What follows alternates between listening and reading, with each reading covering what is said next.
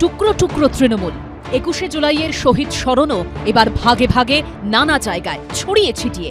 শহীদ নিয়েও টানাটানি ভাগাভাগি। কতটা স্মরণ আর কতটা রাজনীতি তা নিয়ে বিতর্ক ছিল, বিতর্ক থাকবেই।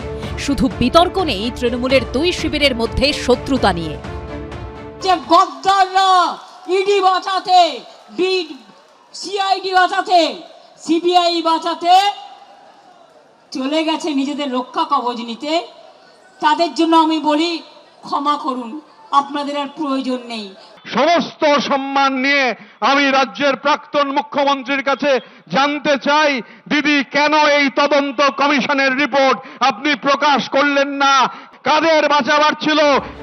একদা এক ঘর এক উঠোন, এক 21শে জুলাইয়ের সতীর্থরা আজ একে অপরের শত্রু। বালিশ চাটা, কে আসল কে নকল লড়াইয়ে বাদ গেল না কিছুই।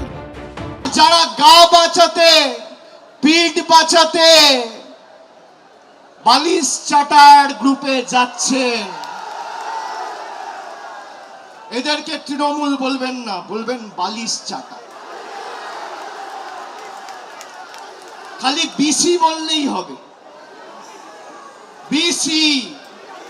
বিসির অনেক মানে হয়। বালিশ চাটা, আমি আর বেশি কিছু বললাম না।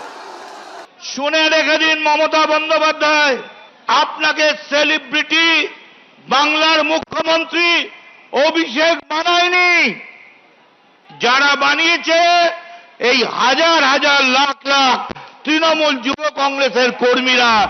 তৃণমূলের দুই শিবিরের আকচাকচির বাইরে বহুদিন বাদে তেড়ে ফুঁড়ে উঠে শহীদ স্মরণ করল কংগ্রেস। এক মঞ্চ, সব নেতা। এই মমতা ব্যানার্জি আজকে শহীদ দিবস পালন করার নাটক করছেন। এই মমতা ব্যানার্জির হাত ধরে এ বাংলায় বিজেপির অনুপ্রবেশ হয়েছে।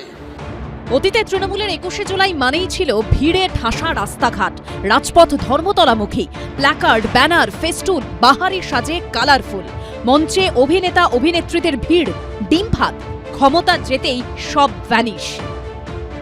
যে শিয়ালদা স্টেশনে 21শে জুলাই এই সময় মানে একেবারে ভিড়ে গম করতো, একাধিক ক্যাম্প থাকতো, এখানে পুলিশের বিশাল অ্যারেঞ্জমেন্ট থাকতো। সেই পুলিশের অ্যারেঞ্জমেন্ট রয়েছে এখানে, দেখতে পাচ্ছ পুলিশের উচ্চপদস্থ আধিকারিক থেকে পুলিশের অ্যারেঞ্জমেন্ট সেটা রয়েছে।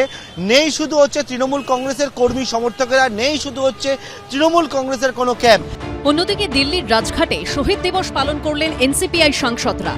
সব মিলিয়ে পরিবর্তনের বাংলায় এক অন্যরকম 21শে জুলাই দেখল পশ্চিমবঙ্গবাসী। আশাবুল হোসেন, কৃষ্ণেন্দু অধিকারী ও সুকান্ত মুখোপাধ্যায়ের রিপোর্ট, এবিপি আনন্দ।